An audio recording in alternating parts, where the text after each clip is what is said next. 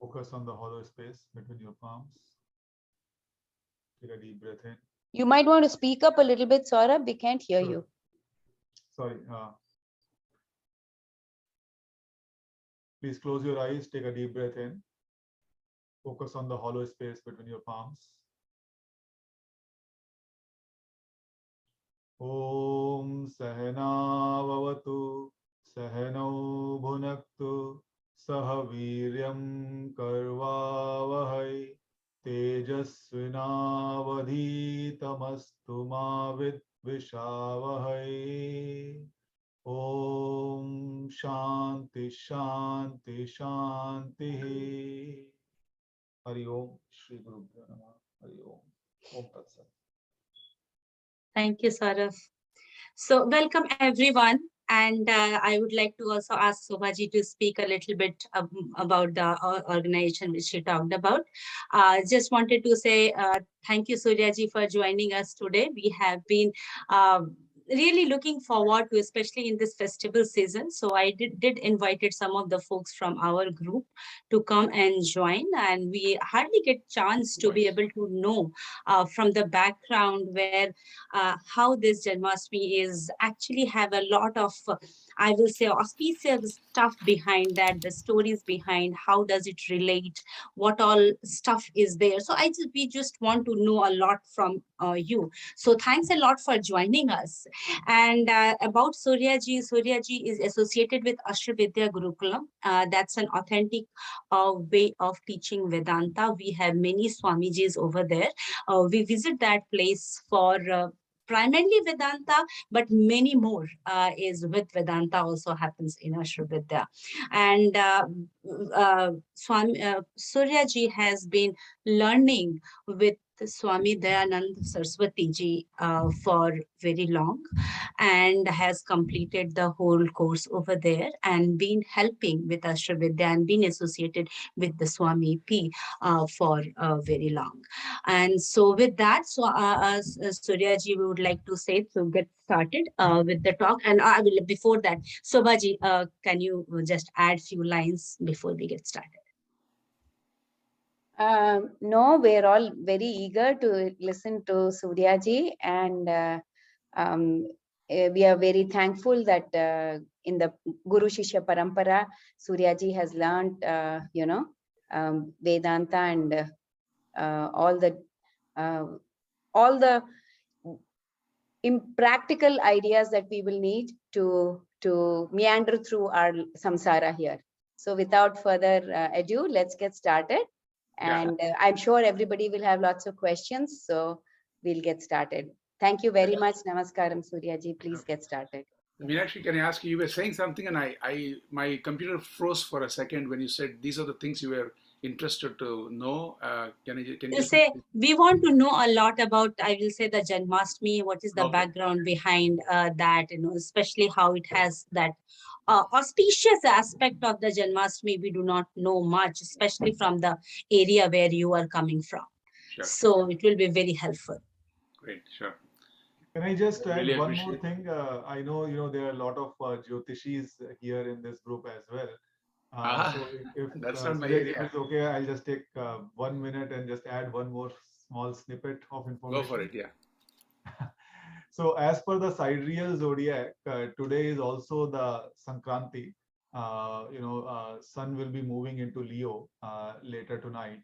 So actually there is, every month sun moves from one sign to another, right? So obviously the Makar Sankranti is very, very famous, which happens in January, mostly on 14th of January.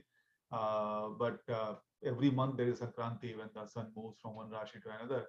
And today it is happening, it is moving into its own sign, which is Leo. So those of you who are interested in astrology probably already know it, but those of you who you don't, there every month when the Sankranti happens, there is a Punya Kal that's supposed to be very auspicious, and there is within that Punya Kal there is a smaller time period which is called as a Mahapunya Kal.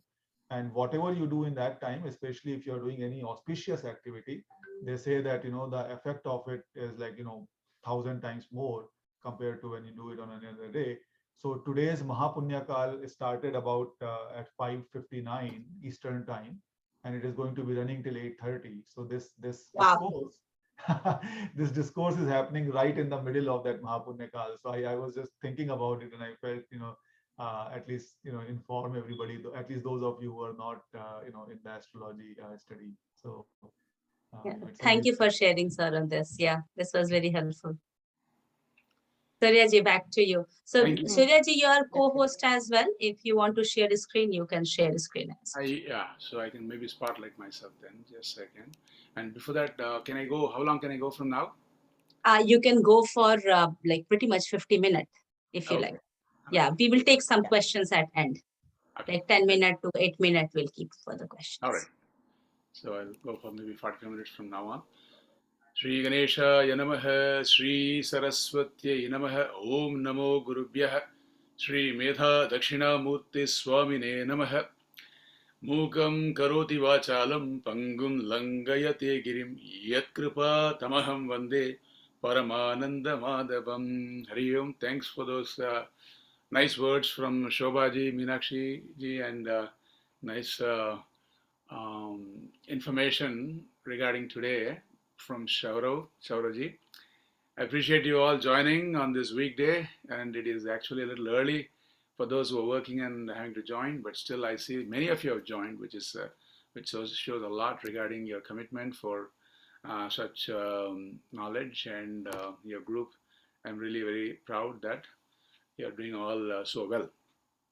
And so we're going to see Krishna Bhagavan's Janma and the Utsava behind the Janma. It will be following a storyline, which is, I think, more interesting. And of course, we'll sprinkle some Tatparya here and there, so that way you also get something out of that.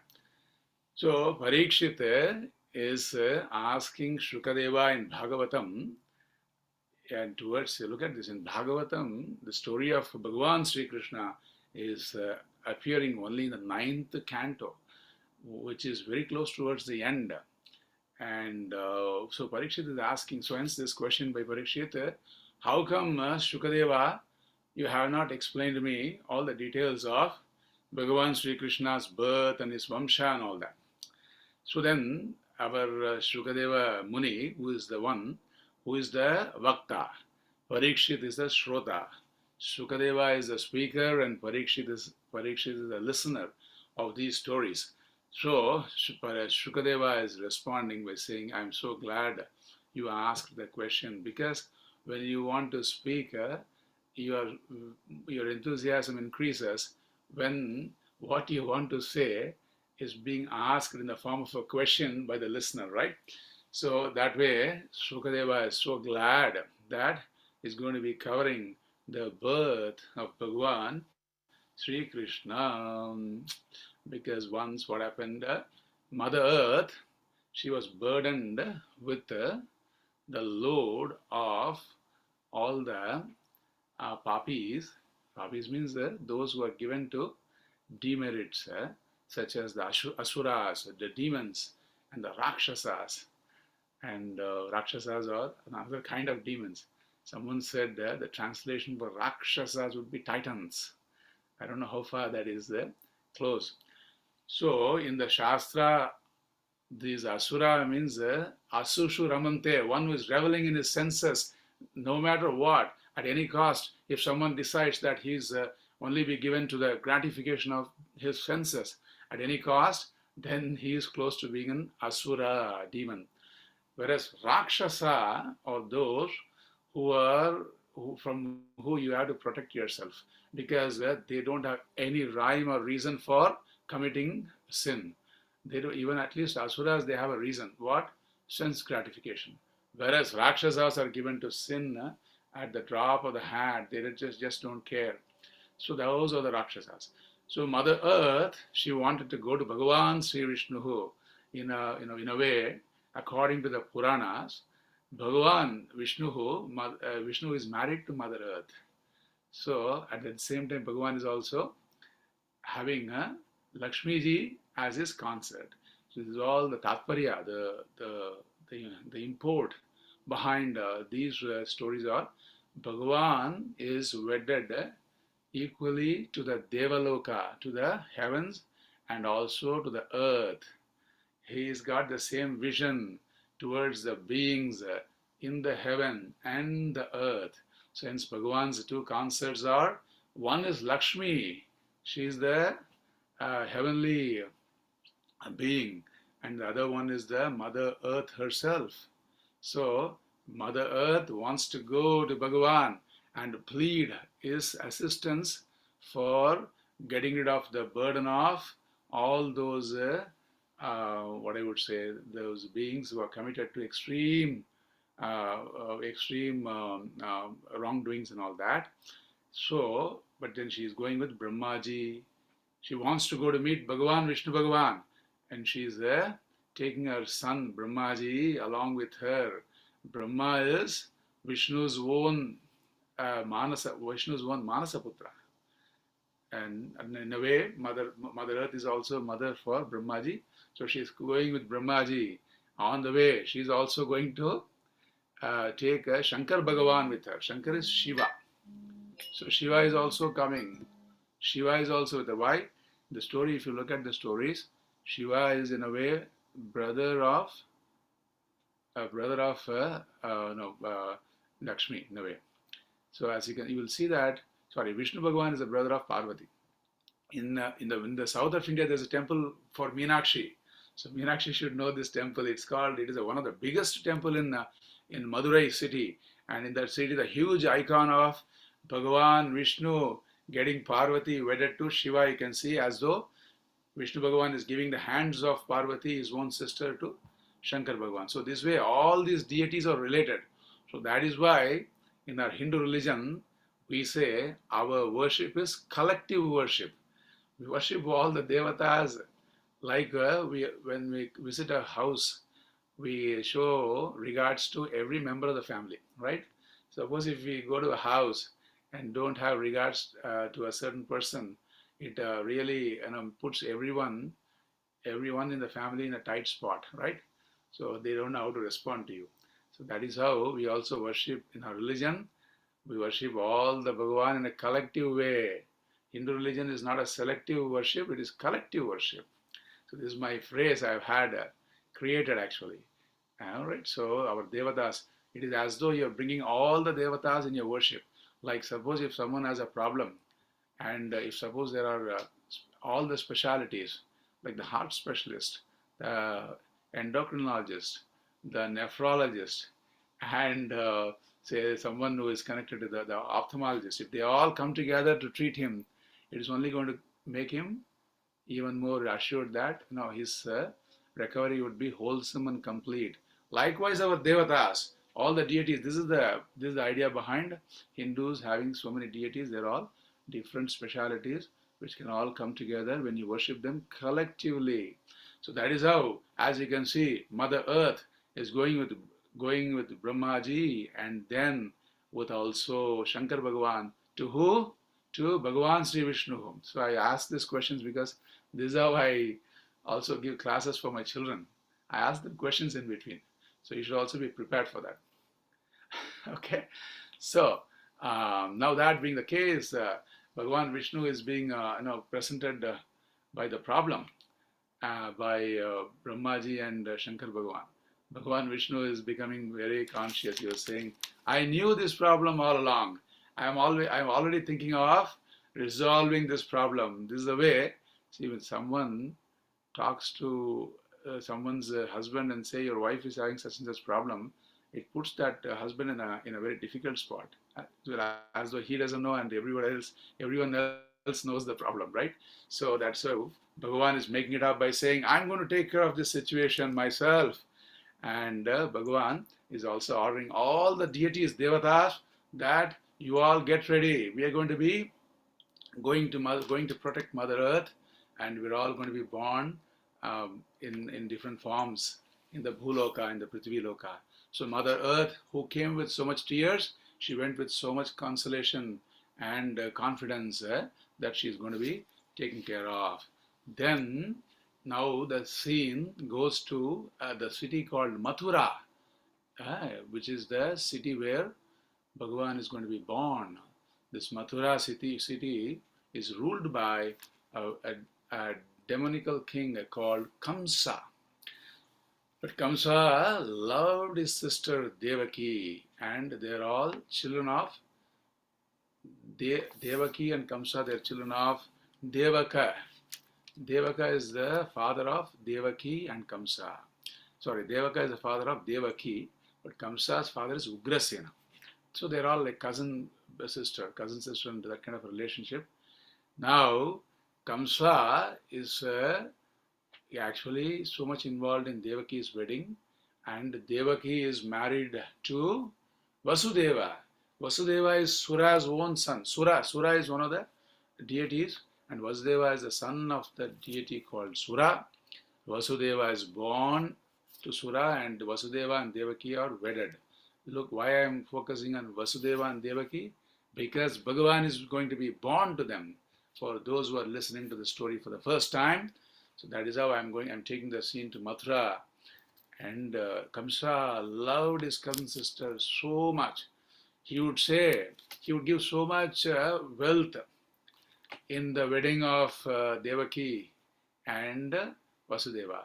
Now this is another thing. Since you're all Maitri group and other group is all here, you discuss about all these things. Especially women group should know this. Now in those days, this was when they give so much of wealth along with the woman, that was because she is the one who is going out of the home, and the wealth has to be equally shared between the son and the daughter. And so how would you compensate for her who is not going to enjoy the house? You give her a compensation in terms of gold and wealth and whatnot. So that only later became the dowry system and all that. But it was a very fair practice to be fair to the woman. So it is fair practice when the father is sending her with the wealth.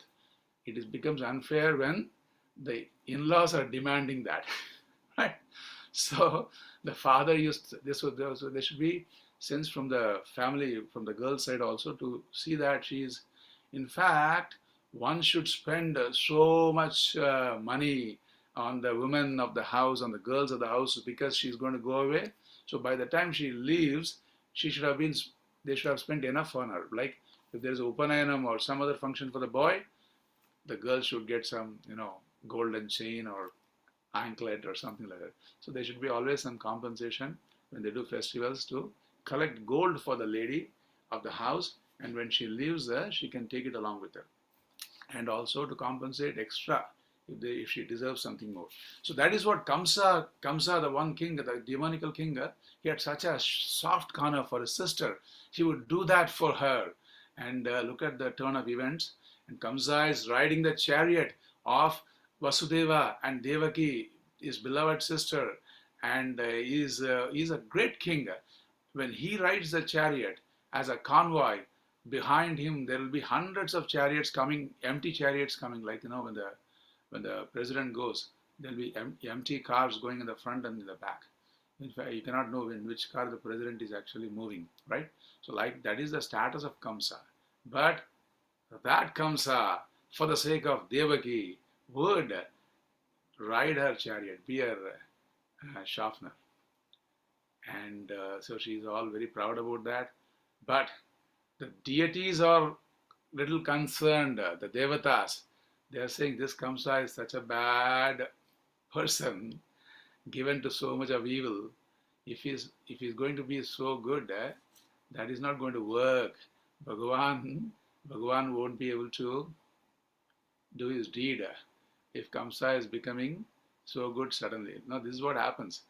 When you see a person who has been always mean all through in several areas, suddenly if he turns good in front of someone else, you would be like, well, this man is putting up this is not the way, this is not his real personality, like that, we get a little bit of a concern. So that is exactly the same story with Kamsa. He is just you will see in a moment, you will see how selfish he is. So this Kamsa, he hears, and the Bhagavan Devatas decide to send a message from the clouds, Akashavani. And this is the sky roaring, hey Kamsa, don't make a fool of yourself. Remember, let me tell you what the future. We are predicting you the future. What is that? This Devaki is Ashtamo Garbha, eighth child of Devaki. He is going to be your messenger of death. He is going to kill you. He is going to put an end to your existence. Like that, the Akashvani says and disappears. Now we can see this Kamsa, who was so loving to his sister, suddenly jumps out of the chariot and pulls his sister by her hair out of the chariot. And then he is about to take his sword, and he pulled his sword and about to kill her. In the whole process, Devaki was very calm. We don't know why. Maybe it's because of her confidence or it is because of her nature. Bhagavan will be born to someone who is having such a kind of a personality where even when there are difficult situations, you remain calm. And that is Devaki. And that Devaki, when she was so composed, Vasudeva decided that he has to do something, Devaki's husband. So he threw himself in front of Kamsa and pleaded, Kamsa, spare her, she is your own. She is a sister for you. And the world will not, speak kindly of this such a deed when someone kills his own sister. So may you please consider that. He's giving all the reasons why Kamsa should not kill. Look at this. This is the love laced with selfishness, right? So we don't know when our love is selfish love or selfless love unless we are put in a spot like this. This is life. So Kamsa is failing in his test and is ready to kill her. But Kamsa could not, he was not ready to listen to Vasudeva. He was still having his hand raised with his sword to kill her.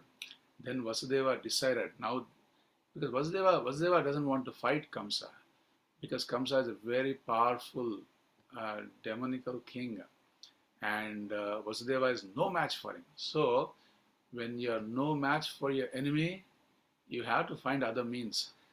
You just don't try to fight and say that I don't mind if I'm destroyed in the process. I'll make sure that he knows who I am and all that, right? So we do that sometimes. We lose our mind, and we know we're going to lose, but we lose our mind and we try to confront the situation in a very awkward manner like this. So, but Vasudeva was very composed. He then finally said, Kamsa, how about this? Your problem is with the eighth child of Devaki. I would not with Devaki herself. So we would surrender every child of Devaki to you, and you do what you want to do. But spare Devaki. She is very innocent. She has got nothing to do with this whole thing. And that idea comes alight, because that involves some destruction, some killing, and all that, where he would be confident, he'll be sure that he will survive.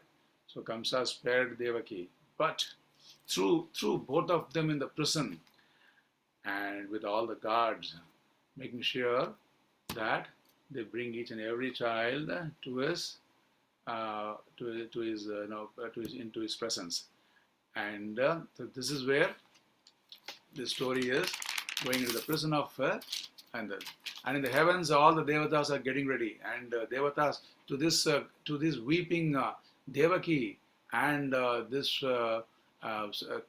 Vasudeva who has lost his lost his peace. The devatas are coming and appearing, and they are praising them. They are saying, you are going to be the parent of Bhagavan himself. Sri Bhagavan is going to be born to you. And they are even praising. This is called Garbhastuti. The Garbhastuti is there. And Vasudeva, after hearing all that, he was so happy, he was so composed, and he would be meditating on Bhagavan for Bhagavan's arrival.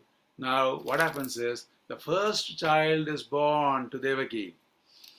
And true to his words, Vasudeva released the child and had it taken to Kamsa. Kamsa looked at the baby and he became so soft. He said, "What is this little child going to do for me? This is all, after all, a mortal child." So he decided to spare the child. Then Narada walks in. Narada is called Deva Rishi. He is the Rishi. He is the sage who can travel all over, and he travels to the heavens and also to the earth. And he's like a messenger. He can bring, according to Swami Pratyagbodhanandaji, this picture you see behind me is that of Swami Pratyagbodhanandaji, and he is the one who initiated me into teachings of Bhagavatam. And in fact, I was initiated by just listening to him. And all the stories I'm saying, it has all the influence of this great saint behind me, this picture. Today, you can also see a small icon of Bhagavan Sri Krishna in front of him. And lo behold, as a surprise, I went to the temple for the puja, and there a devotee is coming, and she's saying, "I got some tulasi from my home. I got some durva from my home." It rarely happens. And she says, could you please offer it? And then I said, I took a few of them. So tulasi has also come. Tulsi is a very special offering for Bhagavan, Vishnu Bhagavan. So that has also reached us. So it's a very special occasion, I feel. Now here, the first child is going to be spared, but Narada doesn't want Kamsa to, Narada knows that Kamsa is anyway going to be Narada doesn't want to delay. Let us put it like that. Narada does not want to delay the ending of Kamsa at Bhagavan's hands. So he comes and he plays a trick. He says to Kamsa, "Hey Kamsa, look at this." He put in his kamandal, in his bowl of water, he put small lotuses, 8 of them. And he says, and because Kamsa spared the child, why? Because he also said, after all, my problem is going to be only with the 8th child. So why should I kill the first 7 children? So that is the reason why he wanted to spare the baby. But Narada, who is a rishi, who brings hot news from the bhuloka, from the earth to the heavens, and from the heaven to the earth for all the kings and all that. So he brings all the latest news. So this is the phrase Swami Pratyagbodhanandaji used to use about Narada. So he came right on time to Kamsa's palace and said, "Look, I have put 8 lotuses. Kamsa, you tell me, count which one is the first." Kamsa counted 1, 2, 3, 4. Then the 8th one would be something. But Narada said, that is because he counted the first from here. But the first lotus can become the 8th lotus if you count from this lotus. So don't have a linear thinking. Have a circular thinking. So Narada is saying, so don't have a linear thinking. That doesn't work always like that. Math doesn't work always like that. So now if you put things in circle, you don't know which is first and which is 8th. So Narada is teaching that new mathematics to Kamsa. Kamsa says, "I didn't know this math. So this is a new math." So he said, "No, now I see why even the first child can be a danger," and is putting an end to the first child. Like that he does to 7 children. Now there was a concern that why would all 7 children know? Why should Bhagavan, before he was born, should let 7 children die and all that? See, in our religion, we have this karma model, and according to that, these 7 children who were born, or these 6 children who were born before Krishna Bhagavan, they are all deities, they are all devatas. Devatas. But for a small reason, small omissions and commission they committed, they had to be born for a very short time in this world. They had to take a human birth, and then they had to give up this body. So they go back to the heavens. So they have a story like that. So that is how the 6 children of Devaki and Vasudeva, they are seeing their end. The 7th child is Balarama. The 7th child is magically transferred from the womb of Devaki to Rohini's womb. She is in Vrindavan. So she is the other wife of Vasudeva. So the seventh child is transferred. The seventh child is Balram, as I said, he is the avatara of Bhagavan Vishnu's own snake. So that snake itself is being born as a seventh child is in Rohini's womb. And then there in Vrindavan, Nanda's wife, the very famous Yashoda. Yashoda, the name means what? She gives Yash. Yash means fame. Da means to give to Bhagavan. So she only added glory to Bhagavan's childhood as a mother. Hence she is called Yashoda. One who gives all the glory to Bhagavan, that person himself or herself becomes glorious also. So that is the Yashoda. Now, Yashoda is also carrying a baby, and that is Bhagavan's own Maya Shakti, Bhagavan's own power, the Shakti, the Mahalakshmi herself in a way. She is being, or some people say it is Durga. So she is being born by Yashoda there.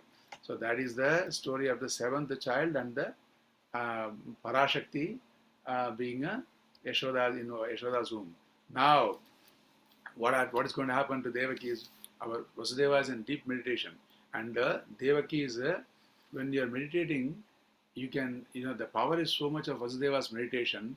All his entire body is having that presence of the Lord, presence of Ishvara, and like a guru who has the presence of Ishvara and can transfer that to the Sishya who is listening to him. Likewise, Vasudeva could transfer that Bhagavan who has engulfed Vasudeva by his presence to Devaki.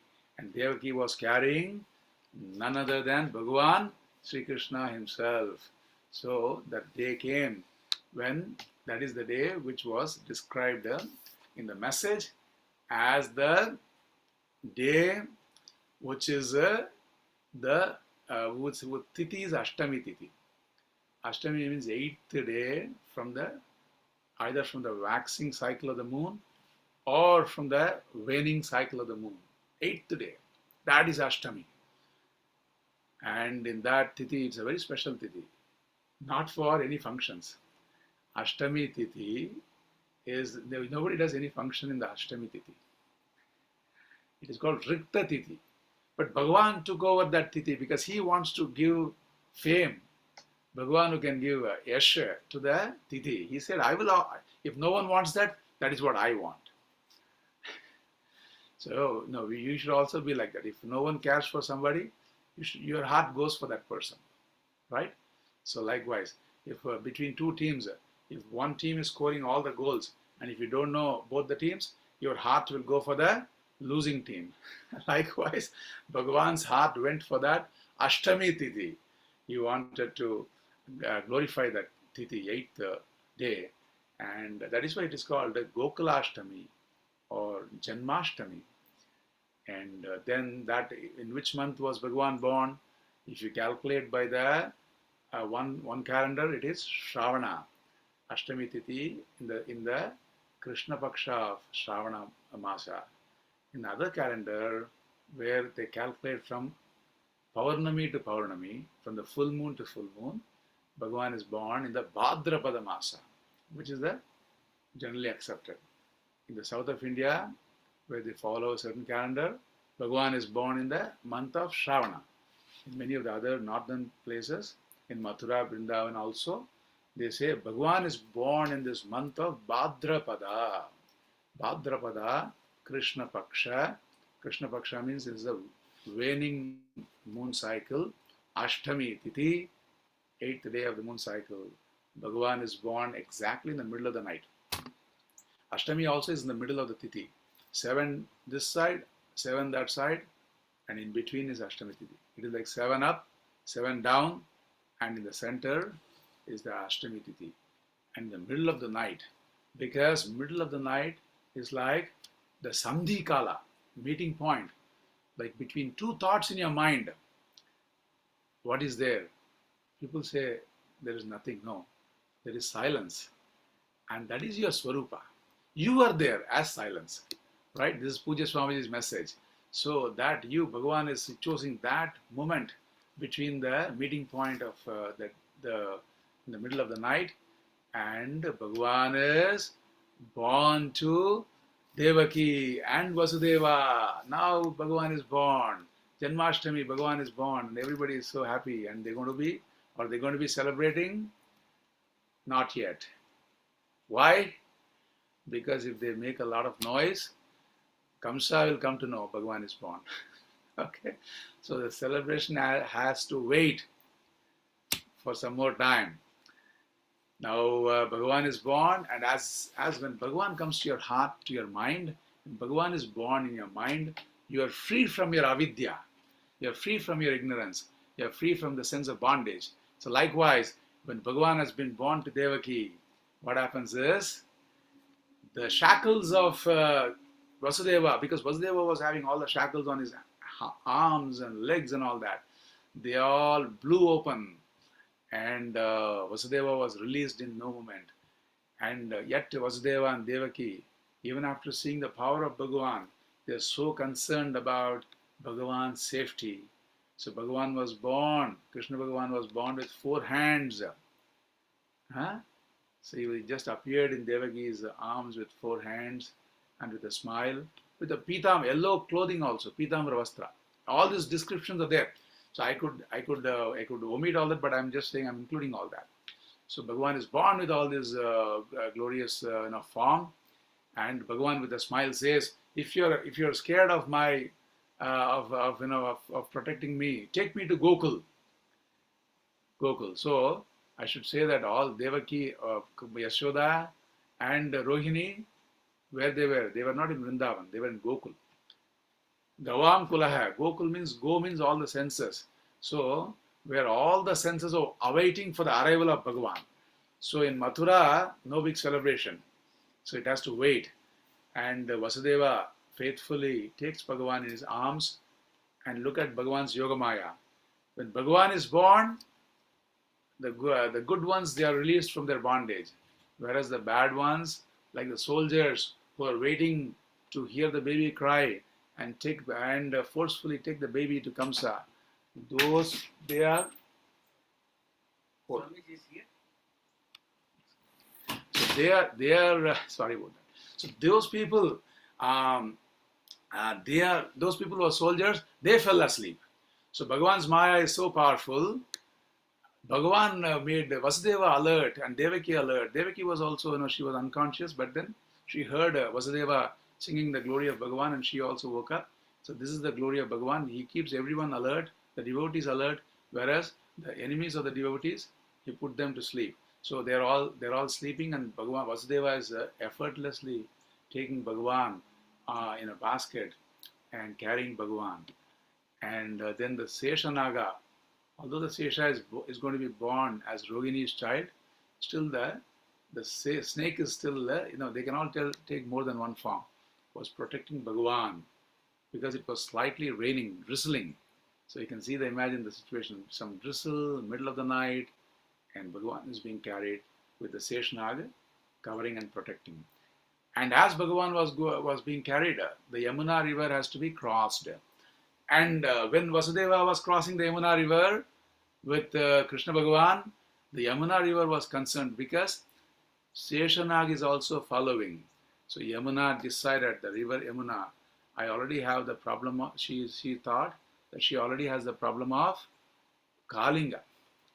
Kalinga is one poisonous snake which would cause ruckus in Yamuna with its spewing venom and killing people. So Yamuna was already so dejected because of Kalindi, and she was furious looking at one more snake. So Yamuna, what it would do, Yamuna would quickly come, it will raise its level to cover up the snake and drown that snake.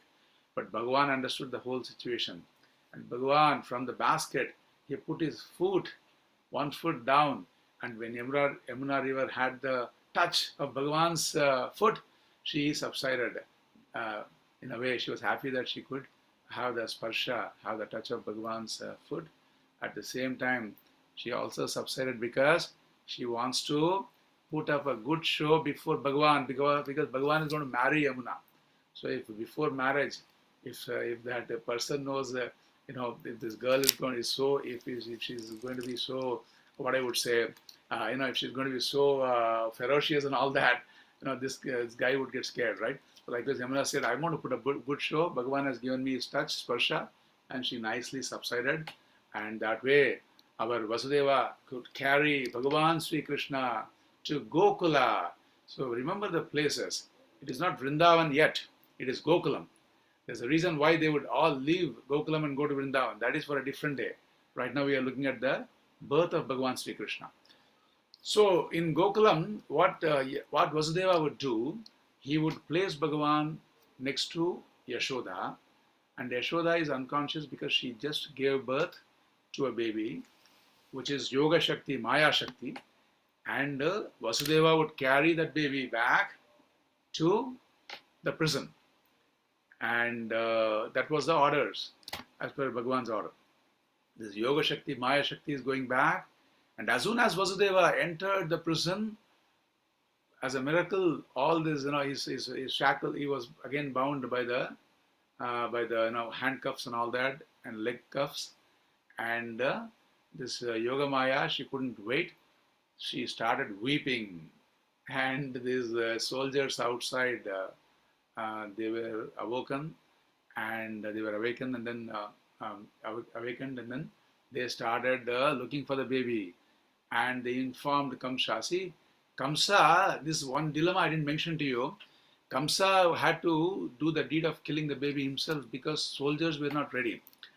In fact, Kamsa's father Ugrasena was the actual king. And the soldiers said to Kamsa, we would not kill the baby because it is not the king's order. For that, Kamsa, what he would do? He would throw his own father in the prison. Ugrasena would be thrown into prison by Kamsa, and he would take over the role of killing all the babies in his hands. And Kamsa is rushing towards the prison, and he finds the baby, who is Yoga Shakti, Maya Shakti, is a girl, and he takes the baby girl by her leg, and he is about to thrash her, but she is a magical girl. She flew from his hands, and she said, Kamsa, don't think I am like all those other 6 boys. I am a super girl. I am Moana. Moana is a movie we showed. There's a super girl in that movie for one of the camps, 1 week camp. All Meenakshi's children, they all enjoyed that movie. So this is I'm a super girl, and she became a divine person and said, laughing at Kamsa, she said, Kamsa, your killer is already born, and there's no point in trying to do anything to any of us because it is all going to be an eventuality. It is all going to happen anyway. Saying that girl disappeared, and Kamsa suddenly became so good. He said to Devaki and Vasudeva, after all, we all gotten carried away by the Akashavani. It is all the Devata's fault. They were jealous of her relationship. And they did all these things. I was so confused. I'm very sorry in all that he's saying. And he's actually releasing them also. He's keeping them, he's not putting them in that difficult handcuff and all that anymore. So they got some release because of the birth of Bhagavan. And Kamsa's mind also, see, when Bhagavan is born, in his presence, even Kamsa's mind in his presence means what? In that place where Bhagavan was born, then Kamsa's mind became a little quieter. He was not that agitated. But when he goes back to his kingdom, there all is Jarasandha and all those other inimical people for Bhagavan. They were all there. All the other asuras, demons were all there. They were all saying, Kamsa, don't give up. We are going to help you. We are going to search every village in your kingdom and see who are all the child who are born in the last 10 days, and we'll finish all of them for you. So you don't give up. You keep your resolve. We'll do this deed for you. Now Kamsa is again back to his original evil sense, and he's saying, okay, go ahead and do that. So now look at this. all the whole country, they have to protect their children because of this new expedition by this Kamsa's faithful followers. So that is the situation. Now going to Gokula, Bhagavan is there, and Bhagavan is started to cry. You know why? What is this? I am Bhagavan. I have come all the way to this, to the home of this villager, these people, and they are what? Either sleeping or they are unconscious. They are just not aware. They are so ignorant. So Bhagavan started to cry just to wake them up, and Yashoda wakes up, and Nanda Baba is outside, and he's getting the news that Yashoda has given birth to a baby boy. Okay, the blue boy. And Nanda Baba is so excited, so happy and all that. He is rushing to see the baby. And right away he wants to do a lot of charity. In those days, and even now, when the baby is born, before the Jata Karma, before the, the umbilical cord, before they cut it off, if the parents are able to give a lot of dana, a lot of charity, it is supposed to be very auspicious. Of course, there was no umbilical cord connection because Bhagavan was actually placed there, and so Devaki was but still Vasudeva wanted to give a lot of charity. Some people say he gave 20,000 cows as charity because in India there's a city called Gwalior. Gwalior is after the word Gau, from the cows. So from Gokul up to Gwalior, there were all so many cows, cattle wealth, all belonging to Nanda Baba. So Nanda Baba is the husband of Yashoda. So Nanda Baba wanted to give a lot of charity. Now that he's got a child, and he gave a lot of charity, and he threw open all his treasure. So the treasure containing gold and silver and pearls and all those precious stones, and diamonds and all those. It was all thrown open. So people will come, gotten the news that Nanda Baba has opened his a silver chest, and they will pick up all the silver jewelries and then they'll thank Nanda Baba, bless the baby, and they'll start going towards their home. And some people, then they will see other people running towards going towards Nanda Baba's house, and they will say, "Hey, you are only having silver. I have just received the news that Nanda Baba has opened his gold chest." And these people who are carrying all the silver utensils and ornaments, they will throw it right there on the street, and they'll go running back to Nanda Baba's treasure because he has opened his golden chest, and they'll pick up some gold. And when they're coming out, they will have another informant saying, Nanda Baba has now opened his emerald and diamond and pearl chest, and they will throw all the gold right there, and there will be people rushing to pick up some emerald and gold and rubies and all that. So likewise, entire Gokula was all strewn with wealth from Nanda Baba because Bhagavan is born before. So it was like that. One Brahmana will receive a cow as a gift, and when he receives the cow as a gift, he says, "Today is a very auspicious day." As we know, we're all trying to realize this is a very auspicious day. On this day, if you give any charity, it is going to multiply several times and come back to you. So that Brahmana would do what? He would take the cow which he received and donate it to the other Brahmana. The other Brahmana also would have the same attitude, and he will give the cow to a third Brahmana. So likewise, each Brahmana will give away the cow, and finally the cow will come back to the first Brahmana who had given it in the first place. It will go around a circle, and without even knowing, it will come back to the one person who gave it in the first place. So that Brahmana becomes so happy. Why? Because I have the punya, I have the merit of doing charity, and I got back my cow also. So 2 in 1. So he was very happy about that. So likewise, all the Brahmins, everybody, all the scholars were honored. And then they slowly started becoming more mischievous and playing and getting into the festivity mood. This is when you have to say Nanda ki Anand Bhayo Jai Kanaya Lal ki. So this is where real celebration of Bhagavan Sri Krishna has started. his birth has started, it was in Gokula. Everyone was saying Nandaki Anand Bhayo. Ananda means what? Nanda has gotten happiness itself as his child. Ananda means happiness. So Bhagavan has come to Nanda Baba and has become Nanda Baba's source of joy. Nandaki Anand Bhayo. Jai Kanaya Lalaki. Hathi Goda Palaki. Jai Kanaya Lalaki. Because Hathi means elephants. Elephant. And Goda means horses. Palki means the palanquin. The one which they used to carry older people. So, Hathi and Goda, horses and elephants were given in charity for the younger ones, and Palki, the palanquin, like the palanquin in those days is like the car these days, giving the car away. So this palanquin was given as charity, and people are all very happy. They're all jumping and playing, and they played with haldi. Haldi is the turmeric powder, yellow in color. They put on everyone's face, and the girls of Gokula, they all and all the women of Gokula, they all dressed up beautifully for the occasion, and they were walking towards Nanda Baba's house with some milk and butter and yogurt and everything. On the way, these girls were so joyous. If they see any man, they will garrow. They will they will kind of rag that man by saying that, come on, dance, Krishna is born. And the men have to listen to the girls, and then they have to dance right in front of them. So likewise, they were having fun, and they were walking towards Nanda Baba's house.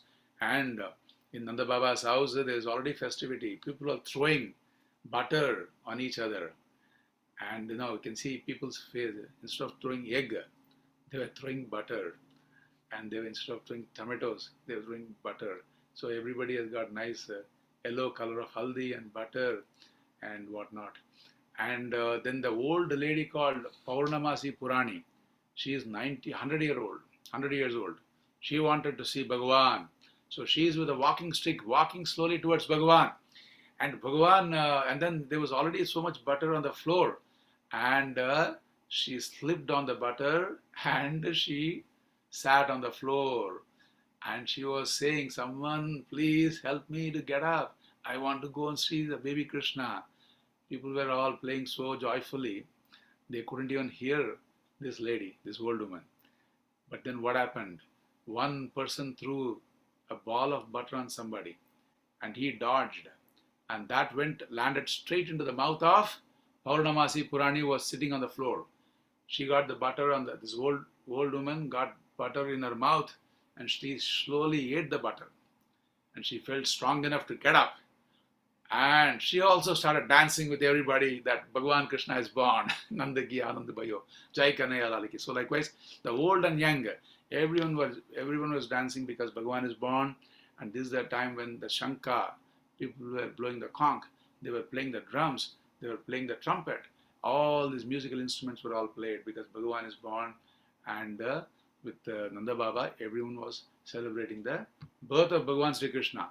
I think I would like to stop here and give you the opportunity. If you have any questions, I hope you all had a good time listening to this story of Bhagavan Sri Krishna's birth in Mathura, but enjoyment and celebration in Nanda Baba's house in Gokula. Nandotsav, that's why they say Nandotsav. Krishna Janma and Nandotsav. So that is the topic of my talk also. And with this, I will conclude. Om Shri Krishna Sharanam Mama, Shri Krishna Sharanam Mama, Shri Hari Sharanam Mama, Shri Hari Sharanam Mama, Shri Krishna Sharanam Mama, Shri Krishna Sharanam Mama. Boliye Krishna Kanaya Lal Ki Jai, Vrindavan Vihari Lal Ki Jai, Hara Hara Namah Parvati Pataye, Hara Hara Mahadeva. Yeah. Thank you, Suryaji. Oh my God, obviously we were knowing the story, but we have never heard the story from the knowledge of the Vedanta, which you have spoken. So thanks a lot for that. So, Shobhaji, you want to add something? Yeah. So some of us were asking Brahmacariji, how about the significance of the birth of Krishna Bhagavan? So what is the bigger significance as we get ready to celebrate Janmashtami in our homes and at the temple this coming Thursday, we'd like to keep that in our mind. So we want to know the deeper meaning and deeper significance of Krishna Bhagwan's birth and coming to this Bhuloka. Yes, as I mentioned, when Bhagwan has to be born in your heart. So Bhagwan, when he's born in your heart, bringing Bhagwan, as Pujya Swamiji would say, bringing Ishvara into your own life. So when you bring more and more Ishvara, when you see Bhagwan's hands in everything that is happening, in all the situations, in all the beings, in all the, what I would say, people around you and all that, then that is when Bhagwan is really born, right? So that is when Bhagwan is really born for you. It is not Janmashtami. It is called Janma Ashtami, and Janma can be, Bhagwan should be born every day in your heart. When Krishna Bhagavan is born as a baby Krishna, because when I say Bhagavan is born, you can only bring Bhagavan to a certain level. So that is like bringing a baby Krishna. But then with the knowledge which Bhagavan imparts, which is Gita, right? So when the Gokula Krishna, when the Bala Krishna is brought, then slowly you also graduate to listen to Bhagavan's message in the Gita. The Gita Krishna you bring later. So first have devotion towards Bhagavan, which will clear your mind of whatever, and give you more focus. Because when you bring Bhagavan, the focus becomes Bhagavan. And focus is not all the Vishaya. From Vishayananda, your focus becomes Paramananda. And once your focus is Paramananda, you seek the Paramananda in terms of your own self as your own being. You see your being existence in that, and you go for the message of Vedanta. So Bhagavan's Krishna's birth is to prepare your mind for that final knowledge of same Bhagavan Sri Krishna when he was giving the message of Gita. Did I answer your question, or should I? Mm-hmm. I want to be very short, so that way we can give opportunity for more questions. Yes, absolutely. You can Yeah. always have a follow-up question. Yeah. Yes. Anybody else would like to ask, please unmute yourself and ask, or you can add the questions in the chat box. I see Dwarkanath being unmuted. So Dwarkanathji, do you want to ask your question? Yeah. Hi. Am I audible? Yes. Yeah. First of all, Namaskar, Brahmacariji. It was fantastic to know these things. Just wanted to know when we say the relevance, see, a 12 o'clock celebration of the birth of the Lord is normally very difficult, but if we do it earlier, they always show the baby steps as being symbolic to the birth of the child. Yes. And so is there any time that would be most closest, meaning I'm from India, so what we normally celebrate at 7 p.m. So is that okay, or is it to be adjusted based on any other column that we have to check? So you put in south of India, they put the steps of baby Krishna. They draw the steps on the floor.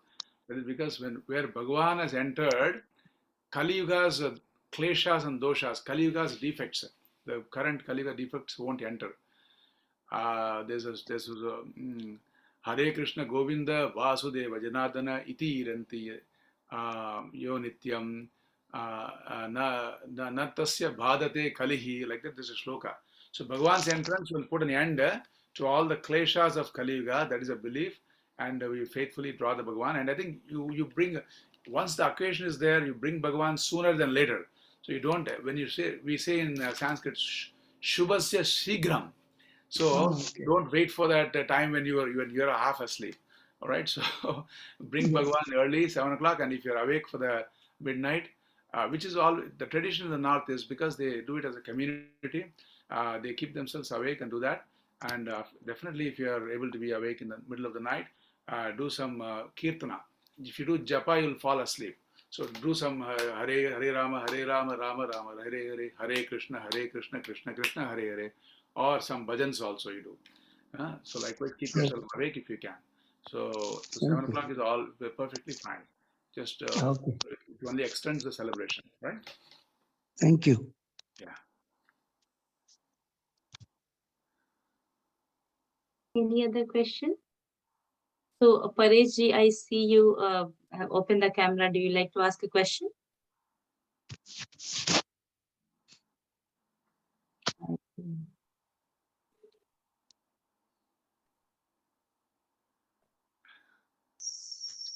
Oh, I don't think, Suryaji, there is any further question. Anything for Shobha? You want to ask him? Yeah, does anybody else have? Yeah, Yes. Smita Yeah, ji I wants have. to ask. Go Yeah, ahead. I have one question, little unrelated. Go ahead. Go ahead, please. You talked about Vedanta, right? Yes. Now, Vedanta, it's all Indian, right? The reason I'm bringing it because I had a very strange experience. I was in San Francisco with my daughter, and I was just trying to, show her different Indian temples. So I went to this temple called Vedanta Temple, and then it was like Ram Krishna Paramahansa, Vivekananda, and that structure was very much like a church. And they talked about like just doing service on Sunday mornings, and the whole thing seemed very different. The people who were coming in and out were, I don't know. I mean, did you know anything about this temple?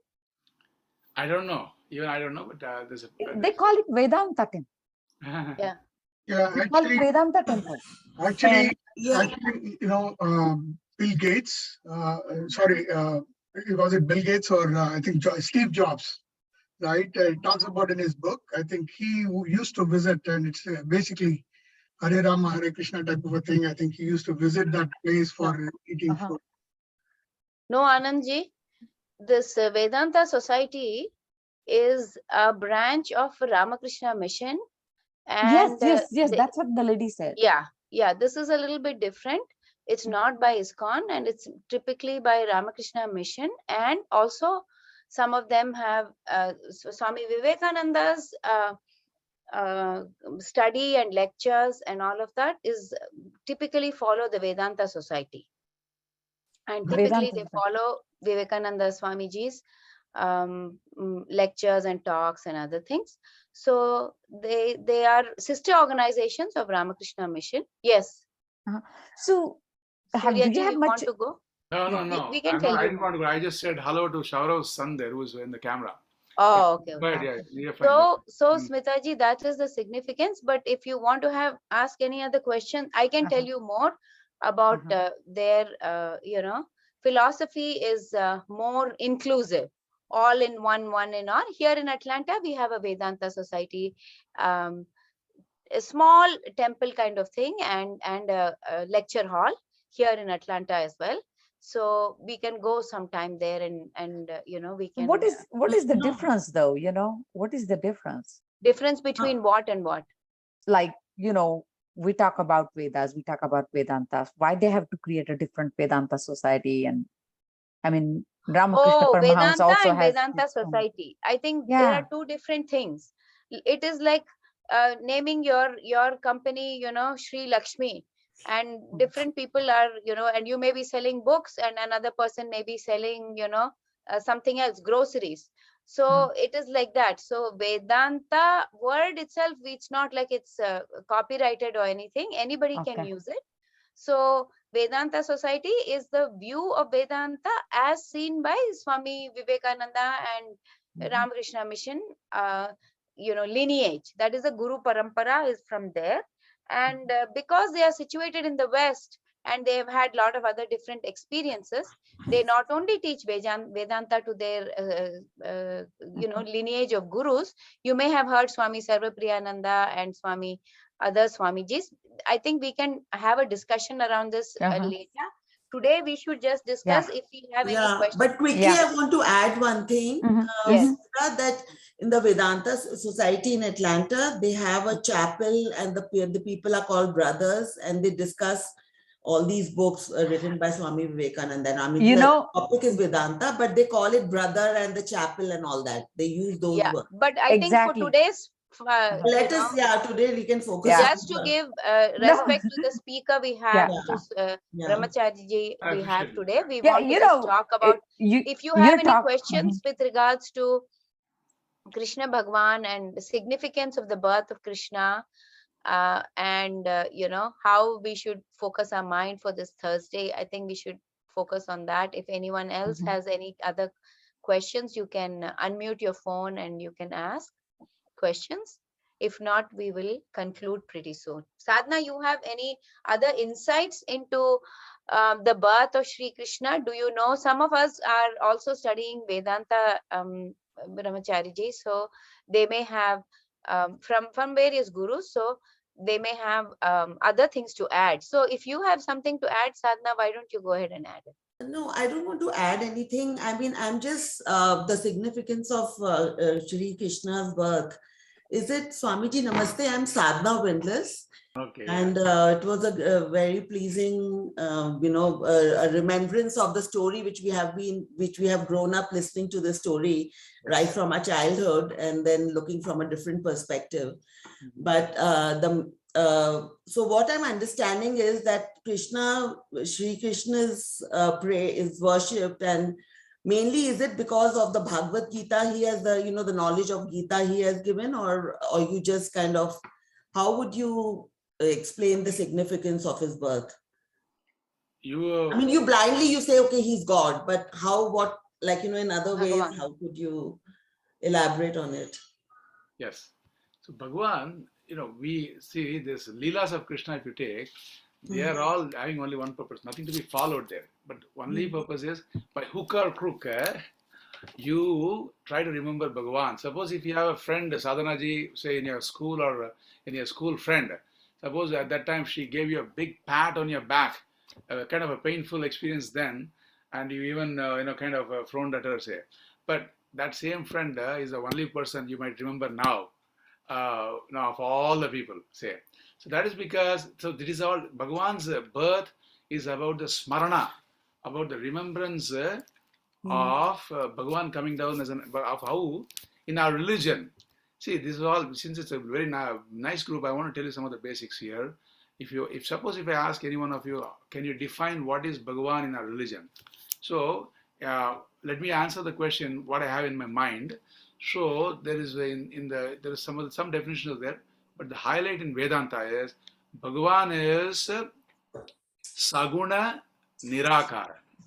Saguna means what? He has got all the glories, all the powers, all the qualities, but at the same time, Nirakara. He is not stuck with one particular form.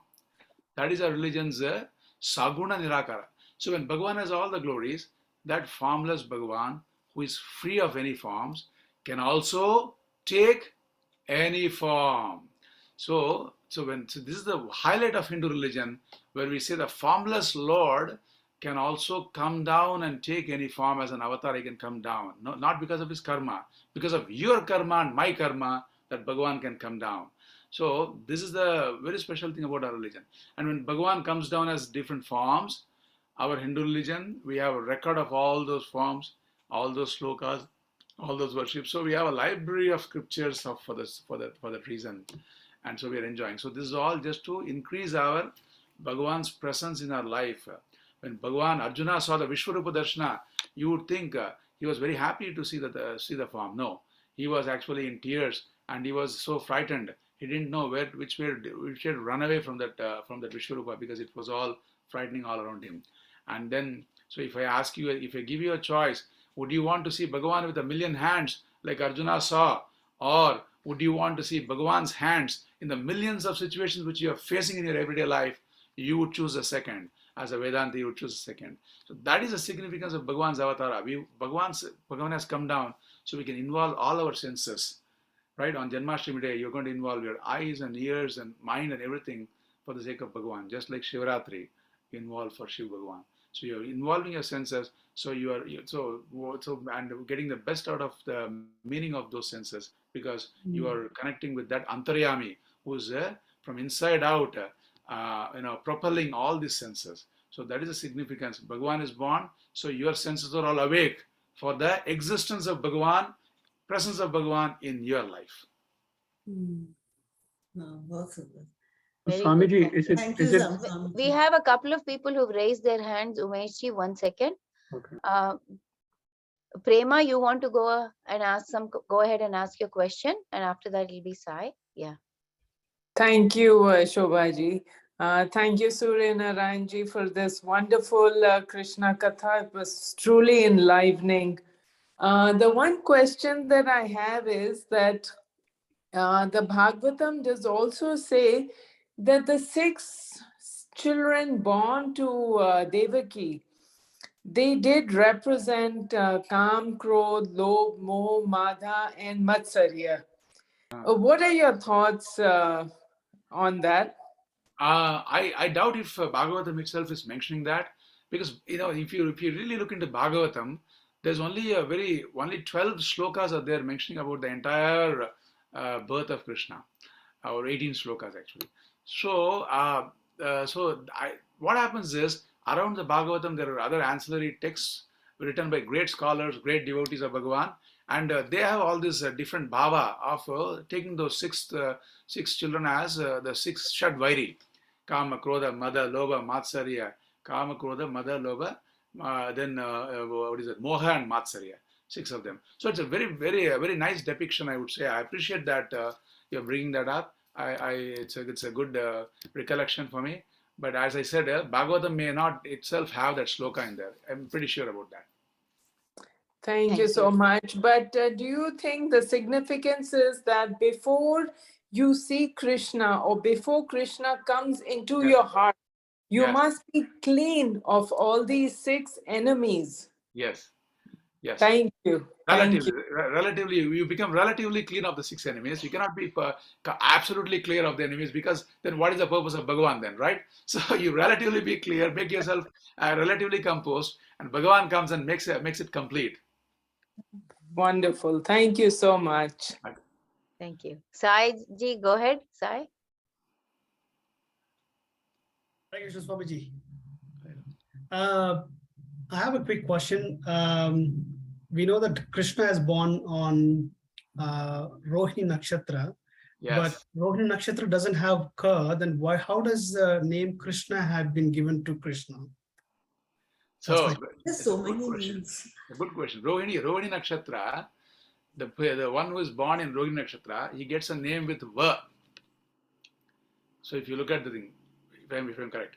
So that is why, see, the naming ceremony of Krishna is a very special topic. You know why? Because the naming has to be done by the parents. Devaki and Vasudeva are in the prison, or there, but the naming will be done in Nanda's place, right? See, this is another. So going back to your topic. So that naming ceremony is a very special story around it. So the naming is done by Gargacharya, who is being sent by Vasudeva to Nanda Baba's house, and he's naming this boy as Krishna first, and he says, we'll give one more name to this boy. What is that? Vasudeva. So based on his nakshatra also is getting a name. Okay, just like when our children also they go, there's a pet name, there's a nakshatra name, then the grandparents' name, everything they write in the rice. So likewise, he's also getting a name based on his nakshatra also. Okay. Thank you. Good, thank you. Umesh ji, you can go ahead. Yes, thank you. So, Swami, is this Ashtami, Krishna Ashtami, is that a good auspicious place to start something new? Because you mentioned that nobody wanted it, and so on. Ashtami, astrologically, you don't choose Ashtami to start anything. But Krishna Ashtami, you're asking that day. That day, you be very prayerful on that day to Bhagavan. Bring Bhagavan more into your heart than your new venture and all that. And just start from the Dasami or Ekadasi and all that. Just wait for 2 days to start. Okay, or you start before Janmashtami and then be prayerful about that. So, because see, this is where astrology versus Purana. Okay, so we have to see which is stronger. So every now and then something takes precedence over the other one. Okay, very well said. Very well said. So, what I wanted to ask is, what is the difference between the different avatars in our, not only Puranas, but also in our Itihasa and everywhere. Difference between Avatara and all other Rupas of Bhagavan. Yeah. So Avataras, Matsya, Kurma, Varaha, like that. If you see, there'll be a gradation, and it'll go in ascending order towards a human birth. from the Pisces to reptile and amphibian, and then it goes like that. And you will see the Narahari, which is Narsimha. Narsimha Avatara were half lion and half human, and then ultimately it evolves to the thing. Avatars, as I said, they all have the same rahasya, which is what? They are not born out of the karma, and they are not bound by the Maya. They wield the Maya as their power, and they are born because of the karma of all the devotees and the prayers of all the devotees. Not just your karma, your prayer also. By your karma, you may not be deserving an avatara, but because by your prayers, you can compensate and bring the avatara. So that is another thing I want to say. Hindu religion is not just about karma. So Prayer also. so Prayerful also, attitude. prayer also. That is why we have Ishvara. The people who are holding on to karma, the Buddhists, just the karma from Hindu religion only. And because of that, holding on to karma, there is no Ishvara in Buddhism. So for us, we have Ishvara also because of this reason, karma and prayers. So that is Avatar Rahasya, and their Sharira is not based on karma, and their Sharira is based on what we need, what we deserve, and what we desire. And but then the degradation. See, Krishna Avatara lived for 128 years, they say. Rama Avatara lived for 14,000 years. And Nrsimha Avatara was a Kshanika Avatara. He just appeared for that moment and he disappeared.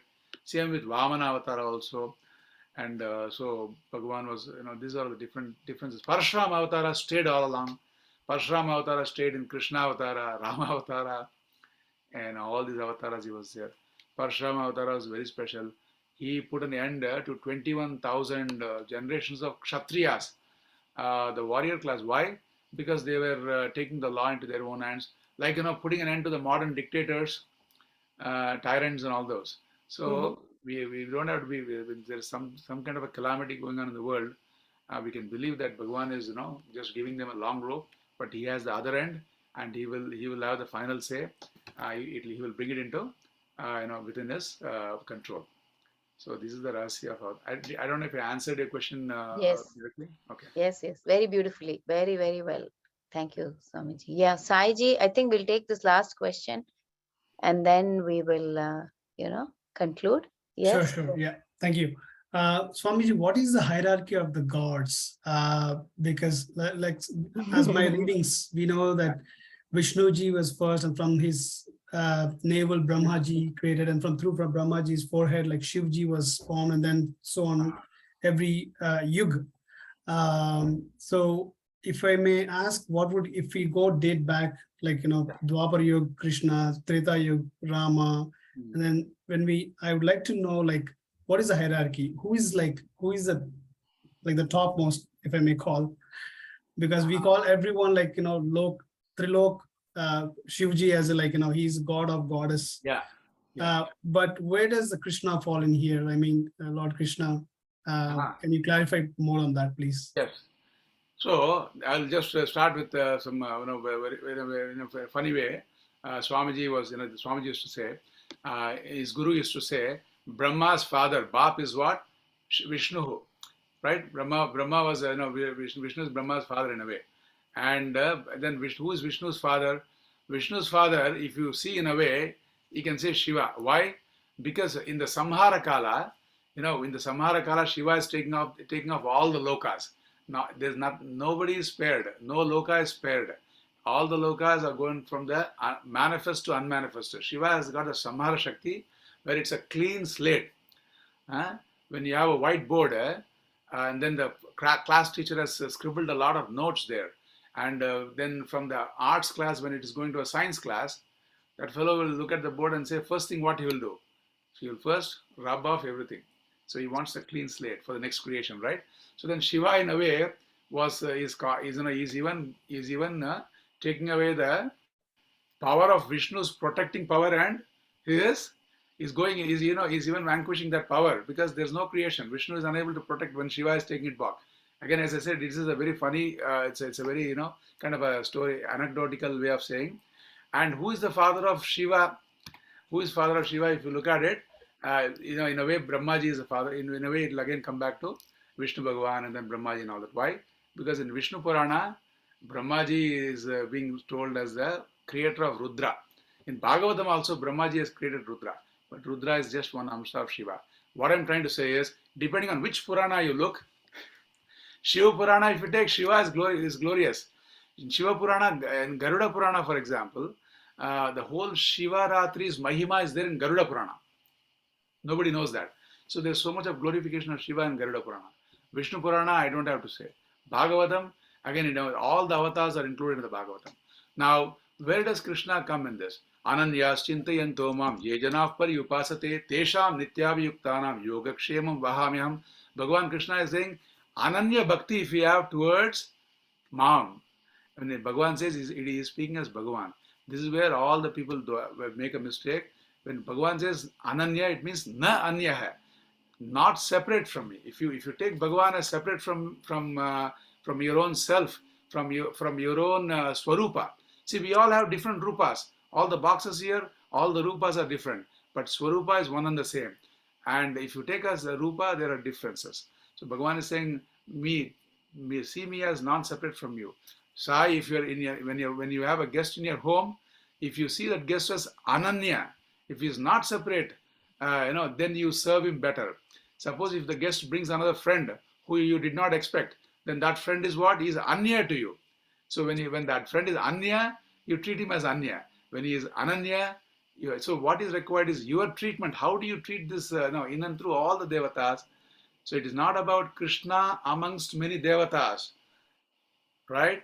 So it is one Ishvara, one Narayana in all the devatas. So it is not about one amongst many, which is the if I can say, a lot of religions or matas are there. I don't want to name. So they're putting, Western view or Abrahamic view, we are trying to force They are asking to choose Krishna amongst all the other devatas.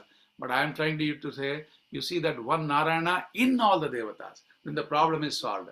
You tell me now, one final question I'll ask you. The water, there's a wave in the ocean. There are several waves in the ocean. Now, who is the creator of the wave? Without water, can there be a wave? So water created the wave. Now, who is the sustainer of the wave? Water. And when the water goes out of the wave, what happens to the wave? It becomes water. Disappeared. So the wave, for the wave, Brahmaji is water. Vishnu is water. Shiva is water. When the water goes out of the wave, there's no more wave. So when you're able to so clearly see, there's only one, which is taking the role of creation. If you look at it as a creator, and if you want to look at that as the one which is sustaining the wave, it says, yes, I am Vishnu. Then if you say, oh, you're going out of the wave, you're destroying the wave, yes, I am Shiva. Okay? You see that? Do you see my point? Mm-hmm. Yes, manifestation of water in all these different forms and can take all the different forms of Bhagavan. Also. And yes, and one more part I want to add, that it's not really a hierarchical structure where we are trying to form fit and force fit all our devatas and Bhagavan into a specific form. It's not a hierarchical structure, that's all. I want to just add this to Sai's word, Shobhaji, if you allow me. So what I want to say is, another practical question is, who do you worship?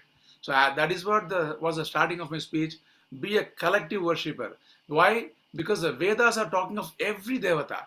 If you want to follow the Vedic religion, be respectful and feel very fortunate to be able to worship all the devatas. If you don't want to follow Vedic religion, if you want to follow one particular sampradaya, then you may have to worship one devata versus the other devata and all that, which is also fine. But just be respectful for the other devatas, because Vedic religion, Veda talks about all these devatas. Namaste Rudra Manyava Bhuto Taishave Namaha. Rudra Namaha Namaha Namaha is coming all over the Veda. Then Purusha Suktam is in Veda. Then about Saraswati it is in Veda. So why would you want to give up all those devatas which Vedas have themselves proclaimed? If you're following Vedic religion, you become a Vaidika. So be a Vaidika. Absolutely. Very well said. Thank you, sir. Thank you, Brahmacariji. Yeah, very well said. So Shobhaji, Umesh has written, it is not hierarchical, it's circle. The way Narad has explained, it's a circle mind. So Right. where you start? Yeah, all the devatas. Yeah. So I just want to add that Brahmacariji has Gita Study Group Satsangs, youth sessions, and gives talks at various temples. He's currently teaching classes on the Bhagavad Gita as well as Srimad Bhagavatam and Vishnu Sahasranama as well. So please check out the schedule at arshavidyagurukulam.org. And if you just Google Arsha Vidya Gurukulam, Arsha Vidya, that has come from a rishis and the sages. So if you Google that, it's located in Pennsylvania and Brahmacariji resides there and gives a lot of online classes. So you can join that. We have other Swamijis and Acharyas giving classes too. Please avail of this wonderful opportunity at the ashram. And those of you who are close nearby the ashram, please visit the ashram as well. So with this, we will conclude today's talks. And Brahmacariji also teaches Sanskrit and he gives youth sessions on Vedic heritage and classes as well as for adults. So please join him whenever you can. And with this, we will end with a closing mantra. Om Purnamada Purnamidam Purnat Purnamudachyate Purnasya Purnamadaya Purnameva Vashishyate. Om Shanti Shanti Shanti Shri Guru Bhyo Namaha. Hari Om, Brahmacariji. And we really appreciate and thank you very much My pleasure. for today's classes. And, maybe we will join you in your other classes as well. Thank you very much. Thank you very much, Swamiji. Get this opportunity. Thank you. Hari Om. Thank you, Suryaji. Thank you, Suryaji. And we look forward to you coming to Atlanta as well. Namaste Yes. and Hari Om. Lovely. Very, very, very encouraging. And Meenakshi, Yeah. thank you for coming up with this thought and implementing with Shobhaji. I appreciate all this. Yeah. Thank you. Namaste. Thank you very Thank much. you. Hari Om and Shubharatri. Yes. Pakalama.